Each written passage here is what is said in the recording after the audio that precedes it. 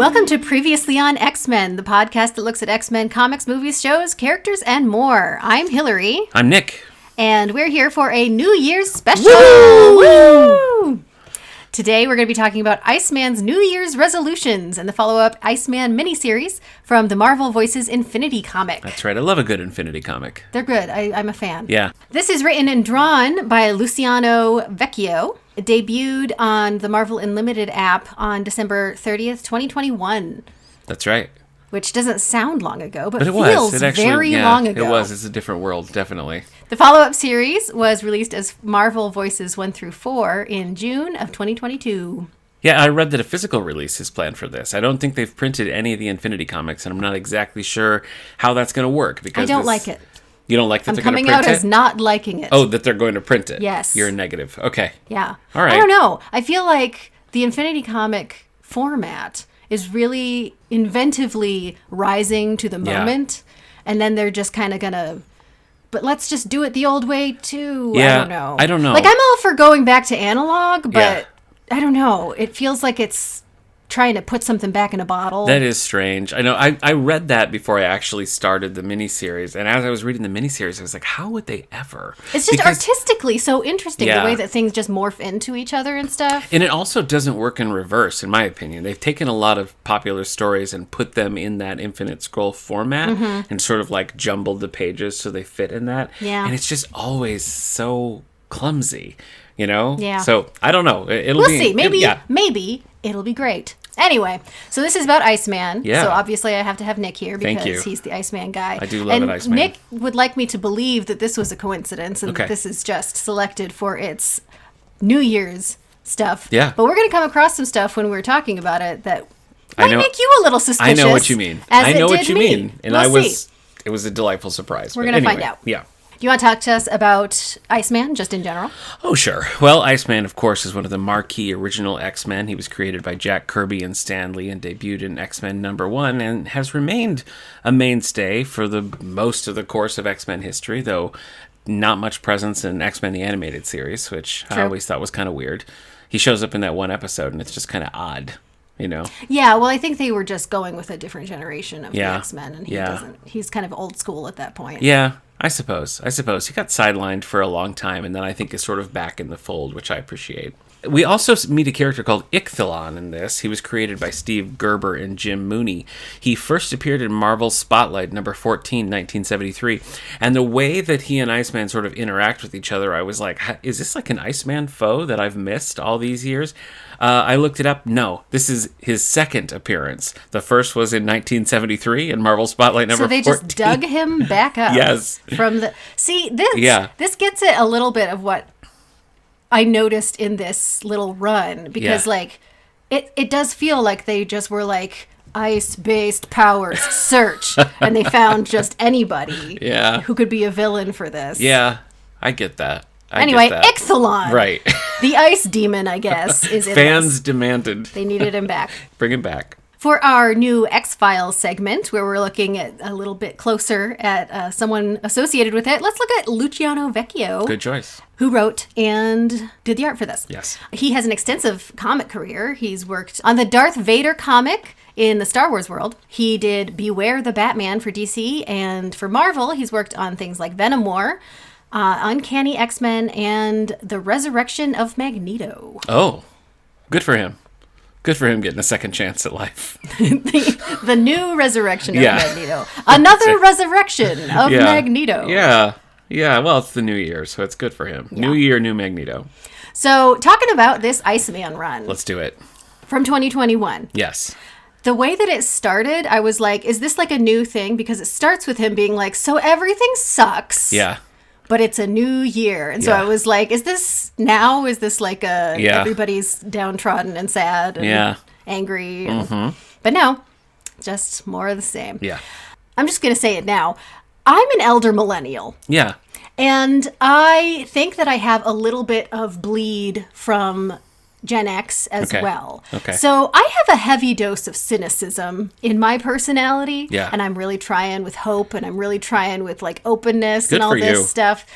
I struggled with cynicism in this Bobby in specifically in the New Year's resolution Specifically in New Year's resolution, but it reminded me of things that I've thought about Bobby recently anyway, because I feel like for whatever reason, Marvel execs have decided to infuse Bobby with Gen Z vibes. Yeah. And it's hard for me to take seriously the sincerity and hyper-emotionality that is present in the Bobby character and his storyline at the moment. I agree. And I wonder, too, if some of that is coming out of, like, the Fox X-Men movies. Because Bobby, as portrayed in those movies, is sort of that teen angst kind of character, you know, to pair with Rogue. Yeah. So that was a big thing. When I was a teen, people really leaned into angst. Yeah. So that's familiar. Mm-hmm.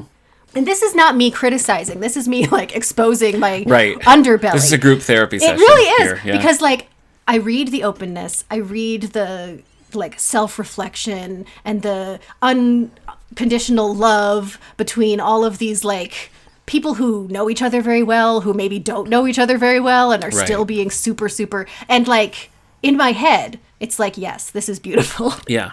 But my gut reaction is, come on. Yeah. Well, I think that you're in any kind of holiday, whatever, whether it's Christmas or Thanksgiving or New Year's in this case, like, I think you're allowed a little bit of extra schmaltz to kind of hit the right notes. Yeah, and I guess I think this is another cultural thing for me, because I think if it was Christmas, I would be less triggered by it. That makes sense. But, like, I don't have emotional connection to New Year's. Right. I have never super cared about New Year's, and so it doesn't soften that for me. Yeah, I know what you mean. I just think the tone is about a fresh start, so I understand pairing that with New Year's. Yeah, you know, it's just a lot. It is. It's a lot. It's a lot for a small space, also. You know, because it's really fast. Like about his emotions. But anyway. So anyway, this is all about Bobby, and like he's gone through a lot. Yes, he's gone through a lot, and I do really appreciate and kind of enjoy the like rapid exposition that they do in these Infinity comics, because it's like comical. Mm-hmm. It's like, oh, that guy that this happened and this happened and this happened and this happened and this happened. Yeah, I remember that. Right. And it's like, thank you for sharing all of that, because I did not remember Well, there's a lot of like shortcut. It's like, okay, this is how we need you to be feeling about the characters right now. So this and this and this and this and this. We're all caught up. Okay, next. Right. Scroll. Yes. Which is another kind of brilliant utilization of this format as well. Yeah. And honestly, I'd be really interested in how a member of Gen Z or Gen Alpha would read these kinds of things, because I can't tell if it's authentic or not. Yeah. Like, I can't tell, because like I don't think that Luciano Vecchio is a member of anything younger than millennial. I wouldn't think so, no. So I don't know if it reads as this like cringy old person trying to speak young thing, or if it really is reaching something. I don't know. I felt like it was pretty genuine. Like I understand your cynicism, and you have a lot more experience with younger people than I do. Well, so it did ring true to me. Like his emotions and the way he was going through and everything, that felt very accurate to me. I think your point about what would a person in that demographic feel about this, an interesting thing that I've noticed, because I'm a librarian, if people don't know, and Marvel and superheroes in general, like, I feel like anything younger than 30, people don't care. Yeah, that's the MCU. You know? That's the MCU's fault. Oh, sure. I think that's true. I think that push was so hard and lasted for so long. Yeah. I think it just kind of muddied any enthusiasm that younger people would have had. Well, I think in the last, 10 years or so, it was like the first Deadpool movie really resonated, and Deadpool was kind of a thing with a younger crowd, as was Suicide Squad, but neither one of those really capitalized on that quickly enough to, I think, because those are the like anti-establishment versions. Like, I don't know that Marvel and like the Disney, like all of that, I don't know if they really recognized how much they were shooting in the foot a lot of the appeal that comic books and superheroes and things like the X-Men have, because they just became the establishment. Right. Like the MCU just was the man. Yeah. For 10 years. 100%. Yep. And so now, like, there's no, like, none of the kids are going to be like, oh, let's go watch a Marvel movie. True. They just aged out. Yeah. And, the X-Men really could. Like, their whole vibe is anti-establishment. I mean, they could really speak to this moment.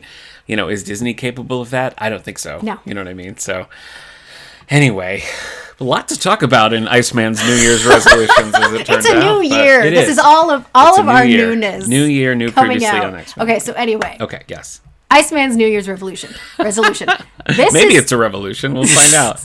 This is where we have, what's his name? Ichthalon. Yes. Ichthalon comes. Yes. So all this story is Bobby goes to the New Year's Eve in New York. Times Square. Not crowded enough. No, it was very... Yeah, you First of all. Plenty of walking around room, yeah. Maybe they were just avoiding him. Maybe. Anyway, he's in Times Square watching the ball drop. It freezes at 6. So then you got the 6.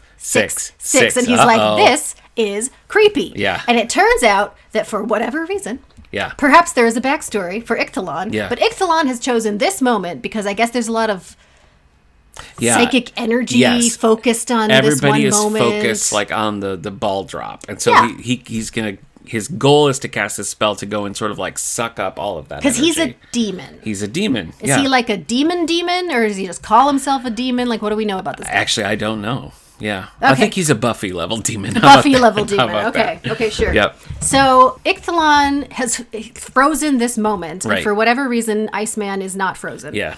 And so he's like, this guy's using ice powers, and I can use ice powers, and in a theme that will recur throughout this whole thing. Yes. He's an Omega level mutant. Yes, he is. Guys. Yes, so he can do whatever he wants. Whatever he wants. And this is very empowering for him, and he's very excited. So he goes up and he's like, I'm going to stop you. And Ichthalon's like, I'm a big guy. I'm a demon. Yeah. And I'm powerful and ancient or whatever. Verbatim, I think. I think he says that kind of crap. Yeah. And then Bobby like tries to blast him, and Ichthalon is like, everything you do just empowers me. And then Bobby's like, oh, but I can absorb your ice. He basically like turns it around on him. Yeah. So like, I don't know. I guess maybe he's just more icy than Ichthalon. Right. And so he just takes the ice and he like absorbs it or whatever. And then he feels like he's defeated Ichthalon, but I guess Ichthalon was... This is where I got really confused. Okay. Because Ichthalon was like, you can't take me because I'm going to, like, embody you or something. Right. And then Bobby was like, no way, man. And he, like, absorbed him, but in, like, not a way that he would take over him, which was confusing. Right, yeah. But then also, he goes through this huge, long... like flashback thing, which was artistically very interesting because on the left side, it's multiple scrolls of him figuring out Ichthalon's strategy. Mm-hmm. And then on the right side, parallel with that, it's multiple scrolls of like his history, sort of like Iceman's history. You see a little shot of the Champions, which is a series that I love. There's a bunch of cool little things in there. You see the X-Men and all that. So it's sort of like in this moment, it is that thing that he sort of wanted to do for New Year's, which was to... like figure out himself. Yeah, reflect, have peace, yeah. And so he does that, but at the same time he's figuring out that Ichthalon lied to him, as demons do. Sure. When it winds down, that doesn't seem to mean anything. No, I don't think so. Did I miss that? No, I think it's just a catalyst for him to work through his process, basically. But he does work through the process, but he doesn't change what he's doing with Ichthalon. No, but I think he just ultimately overpowers him because he's Omega. But that's what he was going to... That's what I'm saying. Yeah. Like, he was going to overpower Ichthalon. And then he says, oh, but Ichthalon was lying. Like, he's trying to trick him into doing what he's doing. Right. But then he just keeps doing what he's doing and wins. Well, so he goes into sort of like a trance. Like, his life is like flashing before his eyes. He gets like stuck in this moment in time. And I think Ichthalon was thinking that would stick. Like, he would be able to, like, Bobby would be overpowered and then taken out, and Ichthalon, or whatever his name is, could then take the powers back. But Bobby, like, goes full circle on that. Like, he's fallen down deep into the pit, but it, like, also revitalizes him and he comes back out. So now this feels like another... Like, as you're talking through that, I'm, like, unlearning all of my millennialness. Because from my perspective... You're really going through it. From my perspective... It's the new year. Yeah. From my perspective, the way a narrative should flow in that situation is Ichthalon goads Bobby into doing something. Yeah. And Bobby does that thing. Yeah. Then Bobby realizes Ichthalon was lying to get him to do that thing. Right. Which is actually empowering Ichthalon. And then Bobby does something else. Yeah. Maybe opposite or different. I get you. Yeah. Because he realized that Ichthalon was lying to him. Yeah. But what's happening, as I'm working through this in my mind, is that Bobby has chosen what he believes he should do. He realizes that Ichthalon manipulated him into doing it, but instead of letting Ichthalon still control him by reversing his choice, he leans into his choice, into his true self, and pushes out on the other side, having still defeated Ichthalon while maintaining his original course. Yes, correct. That is a paradigm shift for me. Wow. Okay, Happy New Year. That is very... this is in real time. Okay, I'm watching it happen. Suddenly understanding this story. Okay. That's very interesting. I thought it was too. That's I very liked interesting. it. Yeah. Yeah. I didn't like it. I was like, what? That makes no sense. But like now I feel like I get it. Yeah. Yeah, and that concept I think is teased out a little bit more when we get into the Marvel Voices segment. But yeah, he's going deep down in the well, and then those things that are bringing him down also start bringing him up because he's thinking about the X-Men. He's thinking about this romance he has with Christian Frost. He's not like pulling back. No, he's going through. He's going through it. Interesting. Yeah, yeah, which is sort of like therapy, right? I mean, yes. Yeah. So he thinks about Christian, who is Emma Frost's brother. He thinks about, the X-Men and their mission and how important it is. And he kind of embraces, like, no, this is me. This is my role. And he just, like, swan dives down deep into it. Yeah. Huh. Yeah. Mind blown a little bit here for a minute. I thought it was cool. That's really interesting. I did. I liked it a lot. See, this is what I'm saying. Early on, the cynicism is just, like, locked in and, like, holding me back from, like, understanding that. Yeah. That's so interesting. Yeah. I think it works as a character story, and I also think that it gets that, going back to what we were saying about a holiday special, like it does feel like fresh beginnings, New Year's. He's kind of he's refocused himself. Yes. Interesting. Yeah. Okay, so that's basically how it ends. There's not really a big... It's mainly just an internal arc for him. Yeah. Like, there's not like, and now I'm victorious. It's just he wins the end. That's sort of yes. Yep. So that's how that ends. Yep. And then we get to Marvel Voices, issue 1. Right. And this is... Iceman Bobby has just moved to... Is it San Francisco? Is L.A.? One of the two. Somewhere in California. Yeah. And he's like just moved there. He considers it his adopted home. And he's like really like leaning into that vibe.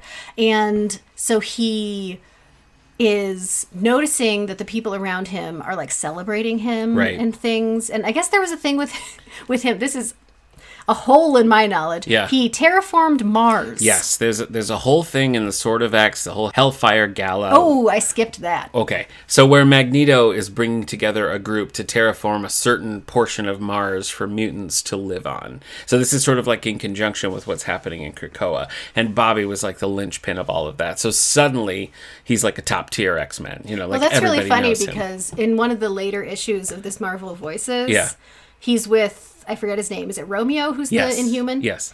Who is like making fun of him for mutants for taking the like cocoon idea from Inhumans. Mm-hmm. Well, I guess now they're also taking the like space moon thing from the true. Inhumans. It's true. Yep.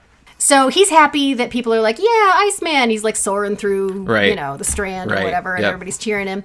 Very excited about that. But while he is enjoying his life, the Lava Men attack. Yeah. Is this the Lava Men or is it just Lava Men?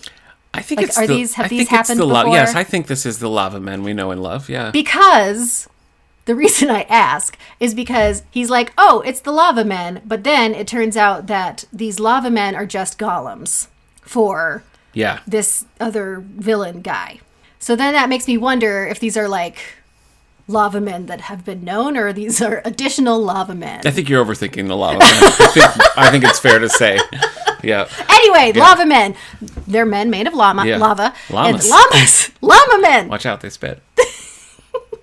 So he's fighting the lava men. It's not a big fight. He's fine. But then he gets hit with a power draining dart. Yes. Is Purifier the guy's name? I thought that was the thing Purifier he shot. is his name. Yeah. Okay. Yeah. So Bobby gets shot with a power draining dart. Yeah. But he's an Omega level mutant, and he only has like 10% of his power, Right. but like that's a lot Yeah. because he's an Omega level mutant. So he has these little dart things, or not, whatever, daggers. Yeah, little daggers. Little ice daggers, and he goes to fight this guy. And this guy is called Purifier. Yeah. Bobby is delighted by this. Yeah. He wants him to be his nemesis. Yeah.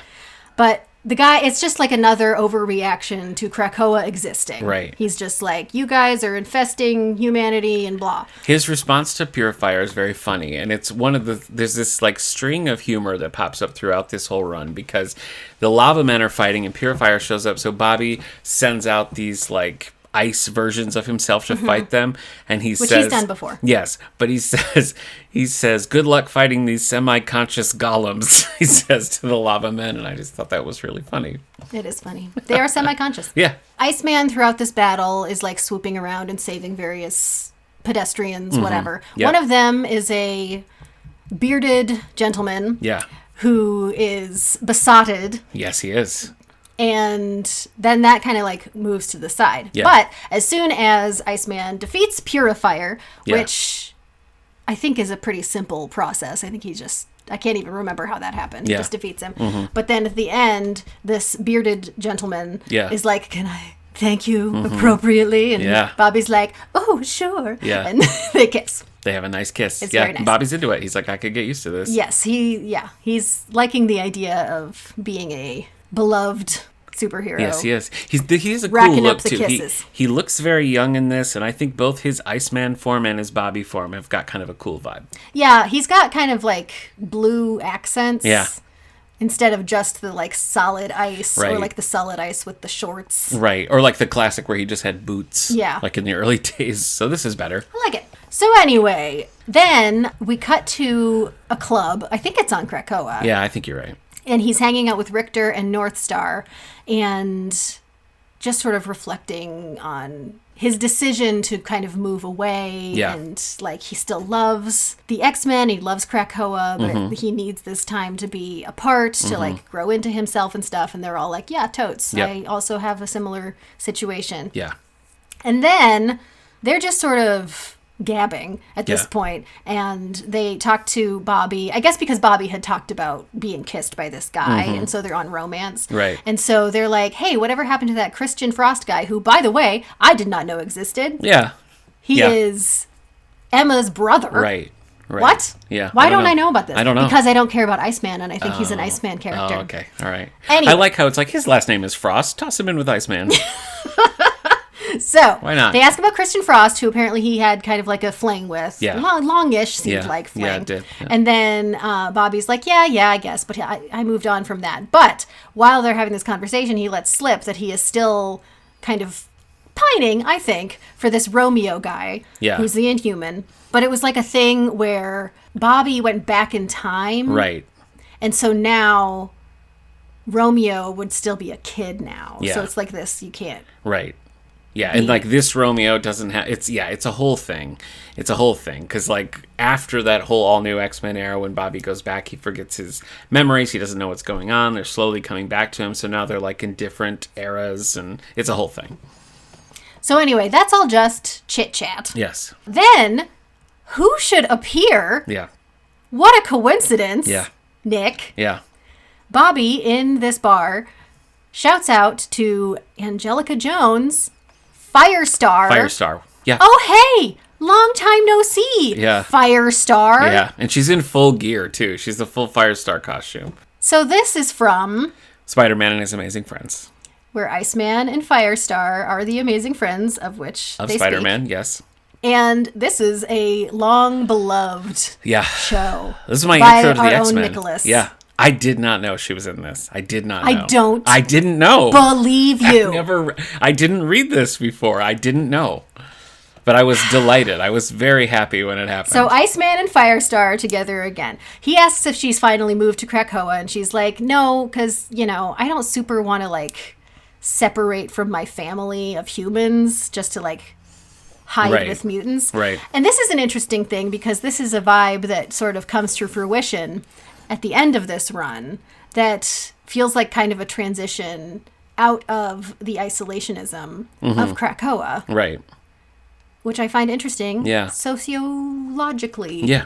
So anyway, she's just passing through. She's just using the teleport, whatever, the system that they've got. But she's going to do some Amazing Friends stuff. And he's like, hey, do you want to come?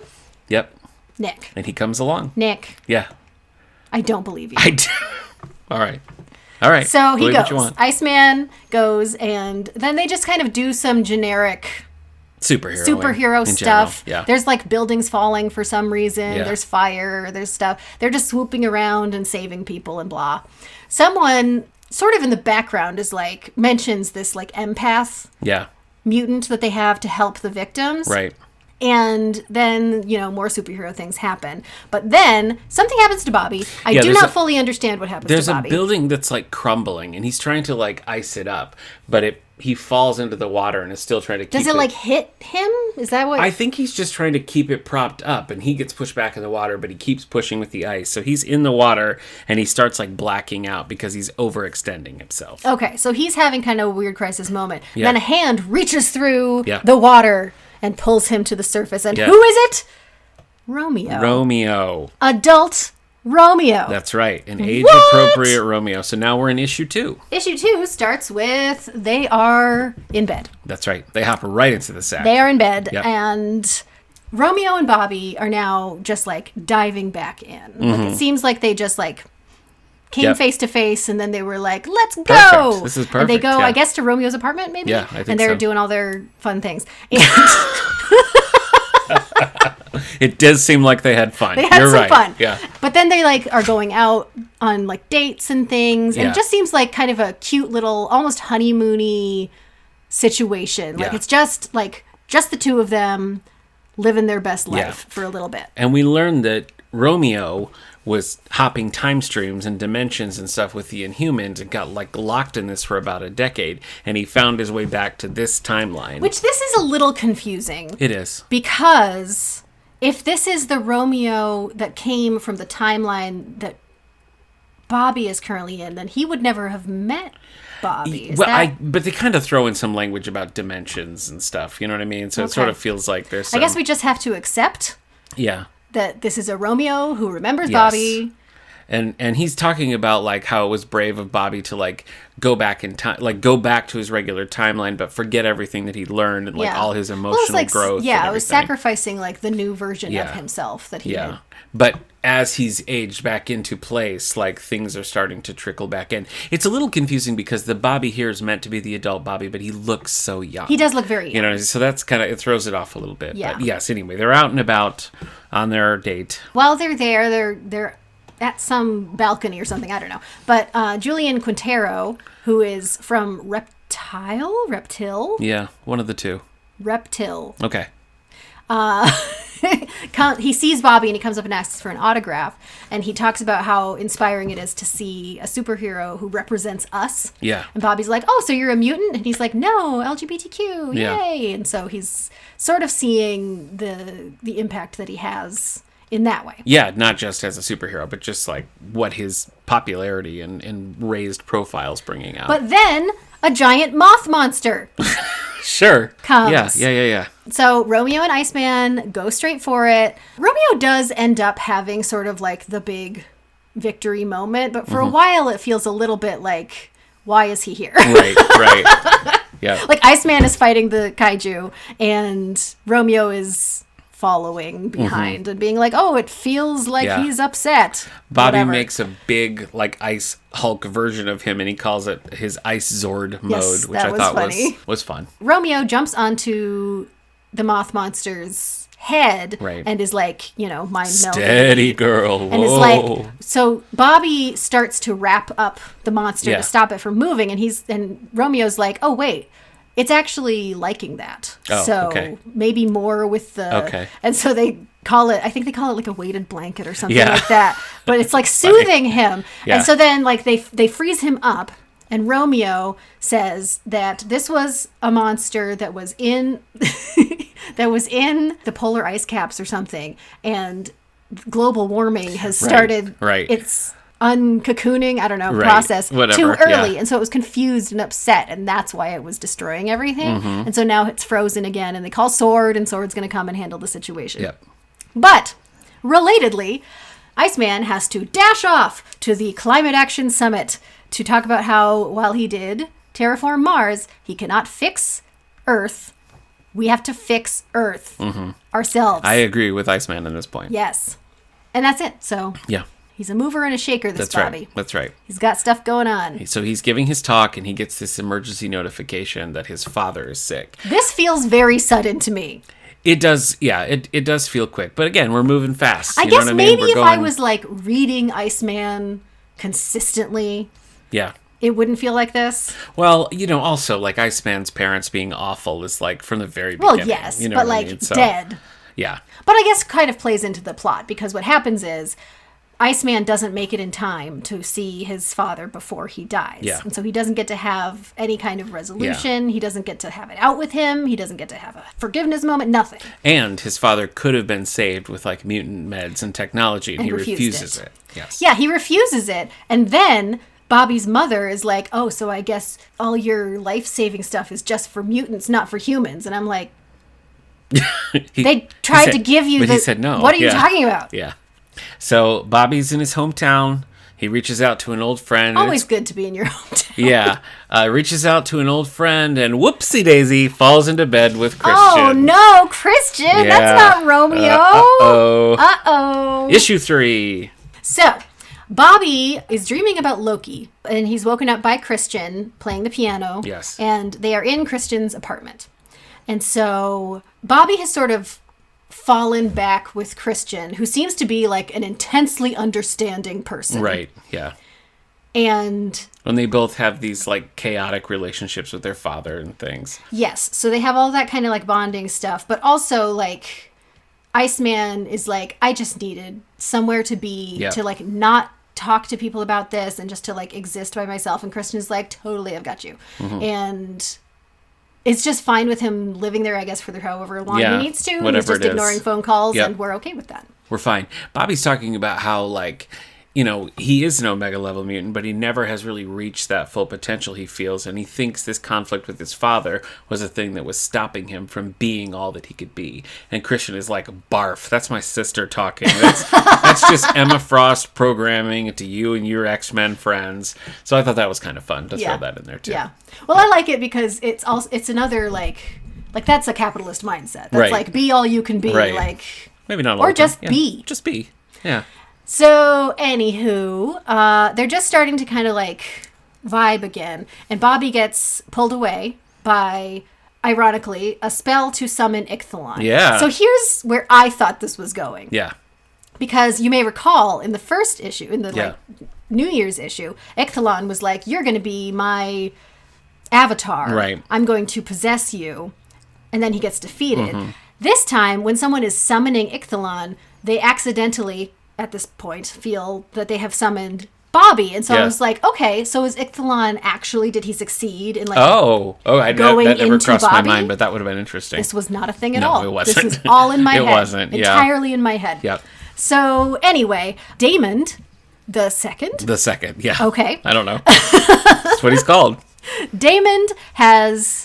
See, he's very clearly seeming to be having some crisis. Yeah. But he has found some spell to summon Ichthalon to take his powers or whatever. Yeah, whatever.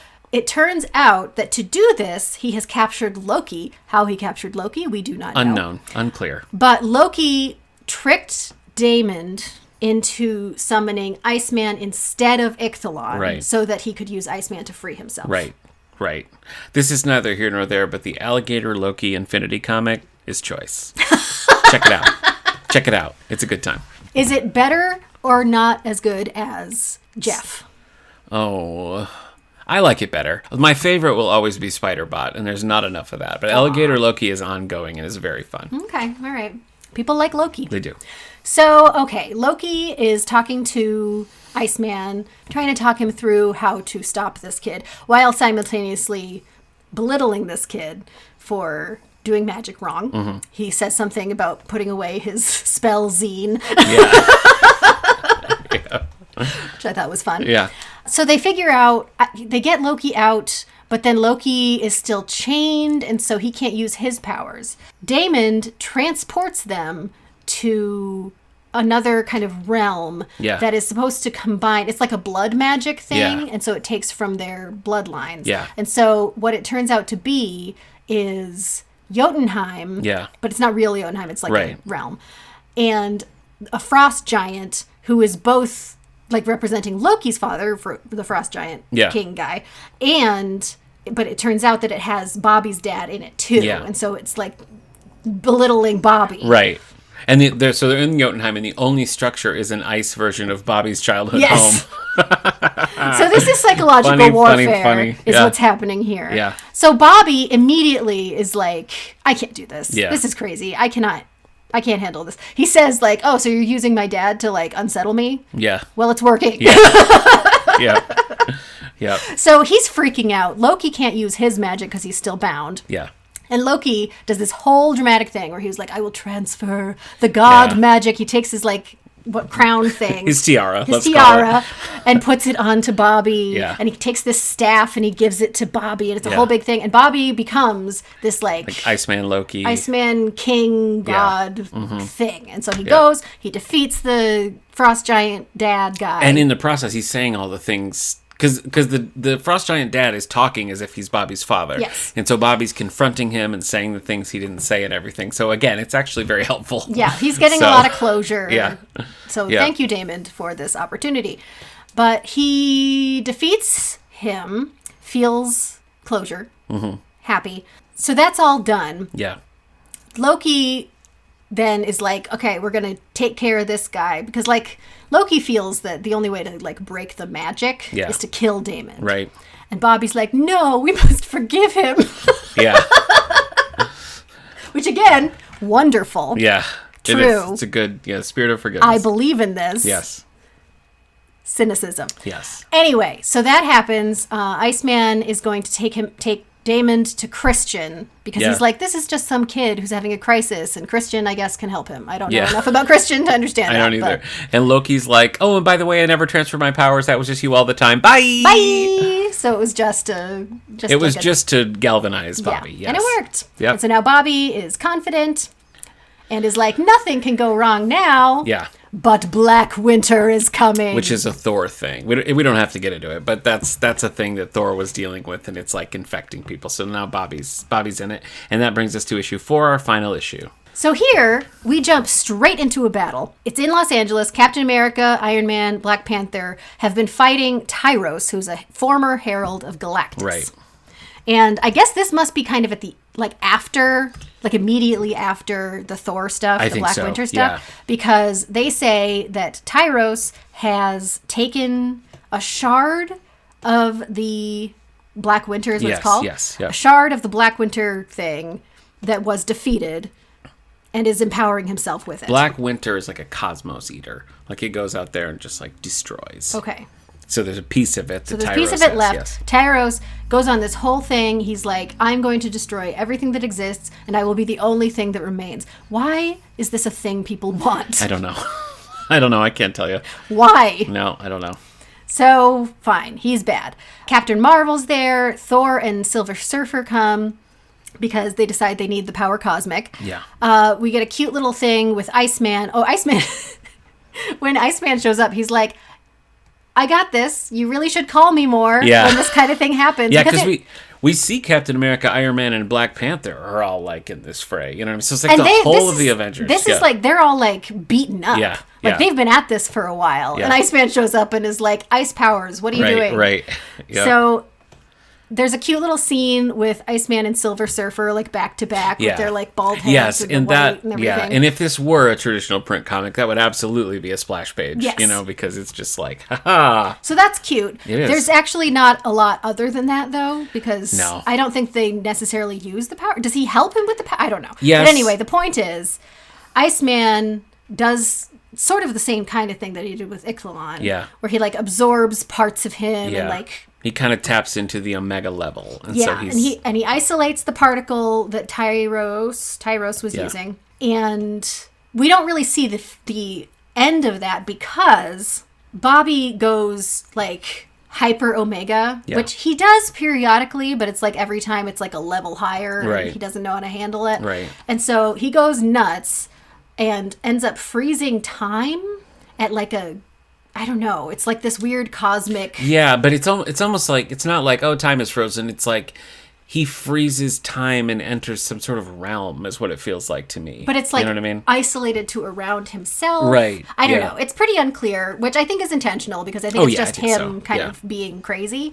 But so we understand that he has defeated this Black Winter situation, but then he's just gone. Yeah. And so days later... Firestar and Northstar are looking for Bobby at the South Pole. And this seems to be like, this has been a thing that everybody's been doing. Yeah. Bobby just ran off to protect everybody because he lost control of his powers. Yeah, well, he's seeing that reality is freezing around him. That's right. Reality is freezing around him, so he's going to a place where there's no people, where he can, like, whatever. Either die or get a hold of it, I guess. Yeah. So they arrive at the South Pole. They find him. This is where Firestar says to Northstar, I think Bobby needs help from his amazing friends. I don't believe you. I don't believe for a second this wasn't intentional. It's a fact. So they find him, and they can't get close without the cold or the time thing or whatever hurting them. So then Christian shows up, having now... learned to control his powers more. We don't really get into what's going on with Christian, but but he shows up as his whatever the word is, astral form. Yes. Kind of breaks through all of the stuff surrounding Bobby. And Bobby's like, Christian, you're here. And he's like, well, only sort of. I'm just a messenger. And I guess he's been carrying somehow. Yeah. Romeo. Right. So Romeo emerges. As we recall, Romeo is an empath. Yes. And so he goes up. The cynicism is rising. I could see it, yeah. He goes up to Bobby and he says, I need you to hear me. Yeah. And all the truth of what I am going to say. Mm-hmm. And he puts his hand on his chest and he says, you are loved. Yeah. And that breaks everything down. Yeah. And Bobby sees clearly for the first time and he's weeping and it's beautiful and I'm fine with it. Yeah, good. I'm glad. Do you want to temper my cynicism at all? Well, I think that maybe you wouldn't be feeling quite so cynical if this situation was more connected to the stuff with Bobby fighting like the frost giant dad, because that stuff is really emotional for him. Mm-hmm. He's in like a really raw place. Yeah. So I think the little like, oh, and now we move down to this black, whatever it's called. Winter. What is it called? Black Winter. Oh, we move on to this Black Winter, and that's just like a little snippet of another story, and that's the thing. Yeah. Where he goes. Like, I just think that's a mistake. Like, yeah. Well, I would it's like cut an out outside influence. Like they had to do something because this is what's happening. Right. Right. But I think if the broader world, if Romeo coming in here was bringing him out of this like sort of whatever grief paralysis that he's in, then I think him being like, hey man, it's okay, would actually make a lot more sense than him being like, hey, I know you fought that Thor villain for about 5 minutes, and I just want you to know. Thank you. You know what? So, that actually helps me because I was feeling like a bad person for not getting this. No. Okay. That makes sense. I don't know why that inclusion. I don't know if they just wanted to include more characters or if there was some edict like, well, this is what's going on. Well, so you probably... that is part of Bobby's story a lot of the time. Yeah. You know, like he has a lot of trauma about not being accepted and not being enough, and the people who are supposed to love him unconditionally just completely failing him. So like sharing a truth like that, I think, is very meaningful to him as a character. But you're right. In the story, it doesn't fit. Right. Because that's not the crisis. Right. There's just one level of separation that kind of throws it off. But yeah, anyway. So he's loved. It's great. He's loved. He's kind of back in. He's trying to reconnect with his mom. He's trying to like find a path forward there. Yeah, and this is what they were sort of getting at with Firestar earlier. Yeah. Because he says that he wants to stop thinking of himself as a different species from his family. Right. Which was always just sort of a difficult thing, particularly in the Krakoa era, to stomach. Yeah. That it was really leaning into them being this homo superior thing. Right. And like, where do we draw the line between being proud of that and being isolating from the rest of humanity? And he says, he goes through a whole thing too about like, we like separate ourselves from humans. It's like, we're mutants, they're humans. We're not humans, we're mutants. And that kind of robs them of being able to recognize their humanity in the broader sense. Yeah. And the more unifying, like, we're all together stuff, which I thought was really nice and a good turn. So I like that. In the end, it turns out that he has decided, I guess, to pursue this relationship with Romeo, even though he had kind of a dalliance with Christian. Right. We're not concerned about that. Romeo seems aware that happened. It wasn't really a cheating Well, I mean, thing. I don't think anybody is like, we're in a committed relationship. You know what I mean? I think they're just kind of figuring it out. And Romeo says, like, one date at a time. Yeah. Let's just go and stuff. So they seem to be doing a thing. And that is how it ends. Yeah. Honestly, I quite enjoyed it. I have talked myself into liking it. Usually the reverse happens. Yeah. But that's good. I'm glad that you're My initial you're here. response was very much like it was rushed. Yeah. It was over emotional, like hyper emotional. It was very emotional. Yeah. I think that again goes into the strength of what the Infinity Comics can do, because something about it, I'm accepting these shortcuts a lot more than I would be if I'm like turning pages or even, just reading it in the app. And also, I think if it were a different character, I would probably more naturally accept that kind of thing, because like, for instance, if it was Rogue, right, like I would be importing all of what I understand about Rogue into it, and it would just be much easier to accept shortcuts like that. Yeah. Well, we're getting from point A to point B quickly, but I really like, these are emotional things that like we all understand on some level, feeling alone, feeling disconnected from friends or family or something like that. Like we get that, we know what that is. So like, we don't need breadcrumbs to get all the way there. And I think that, again, that's the strength of the format, that the way you're taking the story in, you're kind of seeing it happening, and the art's very expressive. And I'm going to go negative again real quick. Thank you for announcing your intentions. As is my want. Okay. There is something, like what you're saying about it being kind of a universal, we all understand these kinds of things. There is something that I was interpreting as trite that I feel like could be oversimplifying in an unhelpful way. Yeah, I think that's a fair criticism. I think that like something like just accepting the full knowledge that you are loved and accepted for who you are is a transformational thing, but in a setting like this and the way that it is done so simply as like just someone telling you. Right. Yeah, but I think because it's coming from somebody that he trusts in that way, and somebody who is also an empath, like, he's hearing the words, but he's also like emotionally accepting the words because it's going right into him. Yes. So story-wise, character-wise, fine, but for it to speak to someone who is struggling with that, I don't know how helpful that would be. I see what you're saying. Lots to think about in this, which I actually did not expect. And again, I think it functions well as a solo X-Men story, and I think it's a pretty solid New Year's story, because both the little prelude that's New Year specific and this story are sort of all about, putting to rest the things that are holding you back and like looking ahead, to be your best and to start fresh and everything. So I think the New Year's themes are pretty prevalent the whole way through. They're strong. Yeah. Yeah, it's great. Okay. All right. Thanks for bringing this across my desk. Happy New Year, champ. Happy New Year. Next time, we're going to be talking about X-Men Evolution again, the X-Impulse, and Rogue Recruit. Nice. I'm excited about this because I watched the episode you guys covered last time. I don't think I've seen it. Oh, really? Yeah, I was not like sitting down watching this every week. Like I very sporadically, like I caught things and I read some of the comics and stuff, but I don't think I ever saw that episode. This was after school viewing for me. Gotcha. Yeah. Okay. So that'll be fun to do. Yeah. Thank you to Prophetic Music for our theme song. Previously on X-Men is brought to you by the Radio Meanwhile Network. Be sure to check out our other holiday shows, including Back to the Future, Dickens of a Christmas. What? Yes. Yes. On This Endorian Life. Yeah, we did watch that. And a special New Year's edition of Comic Book Coffee Break. Yay, I'm glad you bring that back. Please rate, subscribe, or share this show wherever you get your podcasts. Happy New Year!